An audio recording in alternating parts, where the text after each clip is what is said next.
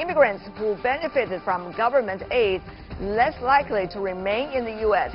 And about faith in the U.S. immigration policy, that's up for discussion right after this break.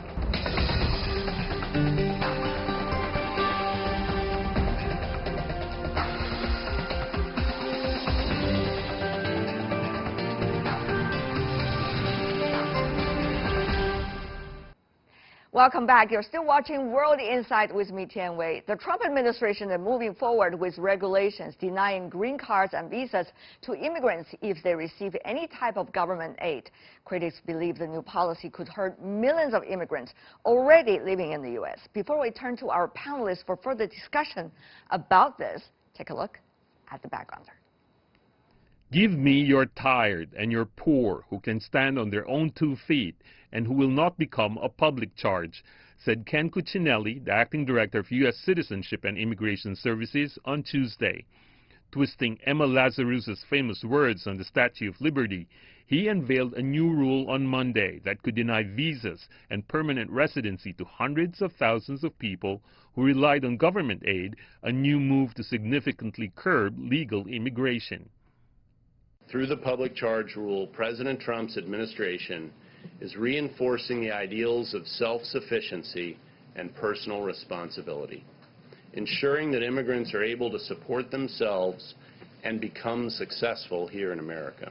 This comes less than a week after Immigration and Customs Enforcement cracked down on Mississippi poultry plants, taking into custody 680 undocumented workers, leaving their children stranded and alone. Government, please put your heart. Let my parents be free with everybody else, please. The new immigration policy, which will take effect October 15, makes it harder for low-income legal immigrants who receive food stamps or other forms of taxpayer-funded assistance to stay in the country legally. Since he first announced his candidacy for president in 2015, Mr. Trump has tried to build an insurmountable wall for legal and illegal immigrants, with a clear focus on poor people and people of color.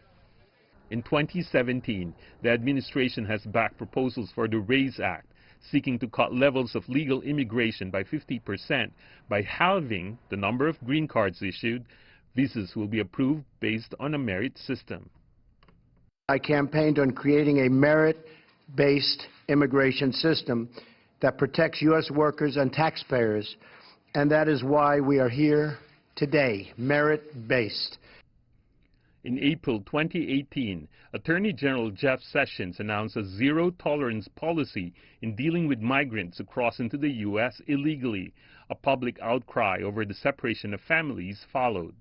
If you don't want your child to be separated, then don't bring them across the border illegally. It's not our fault that somebody does that. AP reported over 380,000 out of 540,000 applicants every year will have to face the new evaluations.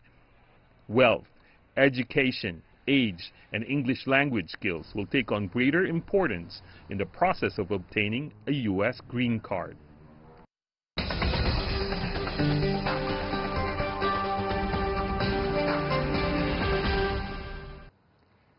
On the new U.S. immigration policy, we're joined in Washington, D.C. by Alan Orr Jr., founder of the Orr Immigration Law Firm, PC, who's also the second vice president of the American Immigration Lawyers Association. Also in D.C., we have Jason Malika, who is a professorial lecturer at the School of Communication from the American University. Joining us in Beijing, Victor Gaujikai, chairman of the CESI, vice president of CCG. Welcome to the three of you. I want to go to you first, Mr. Orr. What does the new rule say about the nature of U.S. immigration policies for the future? It is just an expansion of the existing invisible wall that this administration is putting up against brown and black and poor immigrants. And so basically it has changed the rules that have existed since 1882 and to make it something more of a harsh punishment and a way for an officer to have discretion to eliminate individuals, not just based on fact, but also based on what they think might happen to that immigrant in the future. Mr. Malika, do you agree with that? I absolutely agree with Mr. Orr. The problem we're having in this country now is that we appear by what the president says and then by what the media unfortunately has to report is we do not appear welcoming at all as a country. If you come here, you're going to be basically sent back. If you don't make enough money, we're going to restrict you from getting aid. It definitely does not echo what Emma Lazarus's poem on the Statue of Liberty says in this, as it is said on the side of the Statue of Liberty for decades. It's very interesting to talk about the Statue of Liberty. Now, earlier there were some members of the administration, Mr. Orr, that were suggesting the poem, suggesting about the courage of immigrants to America. Mainly it's describing those coming from Europe. What do you say? What do you have to say about that? Particularly, obviously, you are an African-American immigrant. Absolutely. It just proves that Ken Cuccinelli is not the person for this job, and he doesn't have a clear understanding of the basis of the United States. It has never stood for that. There was a time back before, like I said, that there was much exclusion for even Chinese nationals based on these sort of national preferences, but America has long moved away from that in the changes in '65. So we need to start to understand and appreciate who we are, and there's this sort of new birth of proving others, and that's really what the point is, to show others and takers, because this is a problem that is addressing only 6% of all immigrants in the United States. So it's really not an issue to be addressed. If you look at the immigrants going to the United States and how they have been shaping America, at least those of us who are watching this from outside the country, you see quite a number of names synonymous with genius. Albert Einstein, for example, is a wartime immigrant who credited as the father of modern physics. Many immigrants also made it big in the digital world, including Google CEO and also YouTube founders. In the U.S. politics, the first female U.S. Secretary of State, Madeleine Albright, a Czech immigrant, while a former California Governor, Arnold Schwarzenegger, also known as Terminator films, was also from Austria. And the list goes on. Of course, the early generations of Chinese Americans, the Chinese immigrants go to America, try to build the railroad for the United States, which paved the way for modern U.S. Now, having said that, though, Mr. Gao, let me ask you about this. Coming from outside the United States, looking at what's going on in that country, what does it say to you? I think up to now, the United States is well known in the world as a country welcoming immigrants of all kinds, of all colors, from all parts of the world. But this new policy, I'm afraid, is very much of a discriminatory in nature, because it's designed to keep certain people out and to open the door wider for certain other people. Eventually, I think it's very much based on color, on economic conditions of the potential immigrants, and this will really change the whole nature of the immigration policy of the United States. And the door open for immigrants will only be a door open for certain kinds of immigrants, but closed for many other kinds of immigrants. So probably it will not work in the long term. It will be very counterproductive. Mr. Malika, if you look at the United States today, obviously it's going through quite an economic transformation, and therefore with great economy and job growth, many would wonder the United States would need more laborers, particularly experienced laborers, educated laborers, to a certain extent, for your economy. Now, in the short term, you wouldn't see anything as a result of the immigration policy, of course, but in the mid and long term, if things like this continue, what would be the impact for your economy in a way? Well, if you think about it, many of the people that this immigration idea would affect are people that are working, in a sense, minimum wage jobs. Sure, the minimum wage has been rising in certain states to $13, $14 an hour, but that's still not enough to live in this country. So the people that are relying on these programs, food stamps, et cetera, to get food, to be able to have a place to live, this is going to affect our economy, because those jobs will not be taken up by people that in many ways in the United States didn't want that particular job. Think about home builders. We think about people that are working in fields and are picking vegetables and fruit. They aren't every day, with all due respect, it's not a a middle-class white person picking these fruits and vegetables, it's often a migrant worker. And I mean no offense by that. I just mean by the fact if you look in many of the places where migrants are working, they're working in the fields. And those are the people that will be affected. We will see the economy get affected in this way because those jobs will no longer be there. If they're no longer there, the money is no longer there, and we see the signs of recession and our economy taking a bigger dip than it may already have taken. The other issue many people would ask Mr. Orr is about the fact why from one administration to another administration the immigration policy could change in such a dramatic term. Imagine some of these immigrants that we talk about today that are living on food stamps were actually coming earlier into the United States as immigrants, probably from the last administration's time, and now their fate totally changed. So the unpredictability of the American immigration policy, what would that make the United States as a destination of immigrants? It makes it one of uncertainty because you can't really rely on the policies to continue.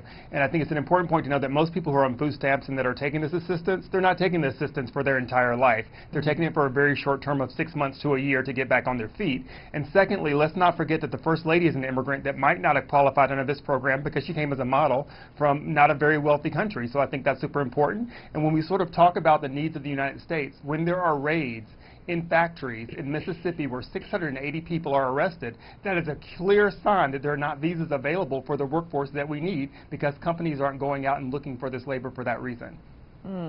Having said that, though, Mr. Gao, there are many Chinese immigrants going to the United States, even at this moment when Chinese economy is doing quite well, when the country is developing very fast, but people still want to have a different kinds of life. That's just a fact of life here.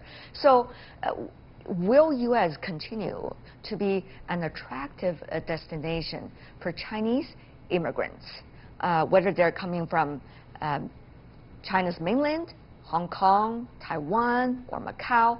Will it still be an attractive place?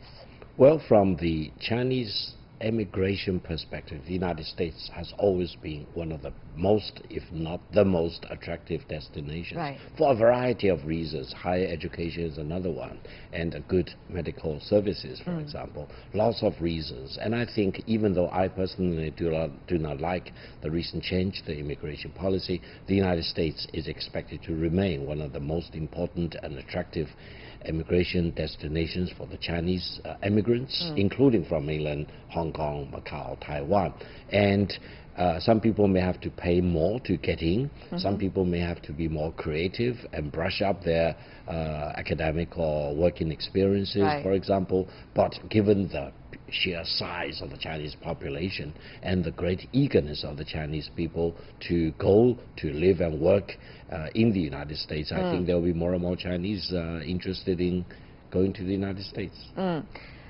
Mr. Malika, from another perspective, if you look at what's going on with the immigration policy, of course it has a lot to do with the election season, which is coming up very soon. Actually, at this moment, there were already an enormous amount of political debates about that. What role will immigration policy play in the presidential election next year? What do you think? And how will that affect the fate of immigrants coming into this country?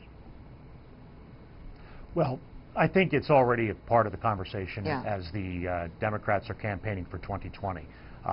There are so many issues out there already. It's gun control, but immigration is a big part of that, and it will continue to be a big part of it because the president continues to make statements regarding that, or the administration continues to put out information and/or news that says we basically are trying to limit immigrants from coming into this country illegally, but limiting immigration in general. And then plenty of the Democratic candidates for president are both saying, look, we need a way to do this that is going to make our country still seem very welcoming. To go back to the last question you had for our other panelists, think of it from a marketing perspective or a communications perspective.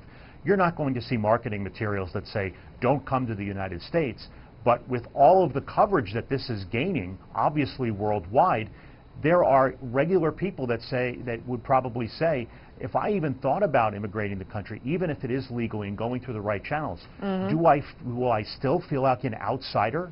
Will I still feel like someone that isn't welcome, even if I have the proper paperwork, even if I've gone through the proper channels? I think as an American, from my perspective, I would think, well, my country does not seem as welcoming as it once did.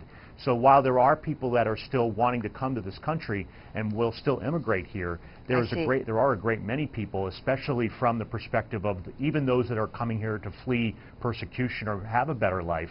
They may think about it and they could risk their lives just to do that. I see. But from a perspective of the campaigns that are coming on for 2020, and as we move toward that big decision in November of 2020, the Democratic candidates are going to have to make sure that they are abundantly clear what they plan to do about the immigration issue in this country. Well, if and they to are, see how it will counteract what the president says. Well, if they are, Mr. Orr, what about that? The political factor coming into the policy of immigrants and make it ever more vulnerable for those people.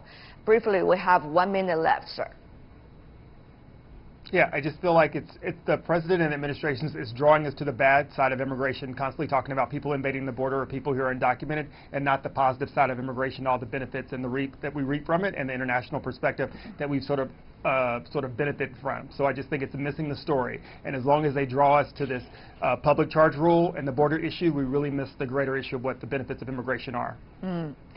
Alan Orr, Jason Monica, and also Victor Jikai. Thank you so much, gentlemen, for joining me. Thank you.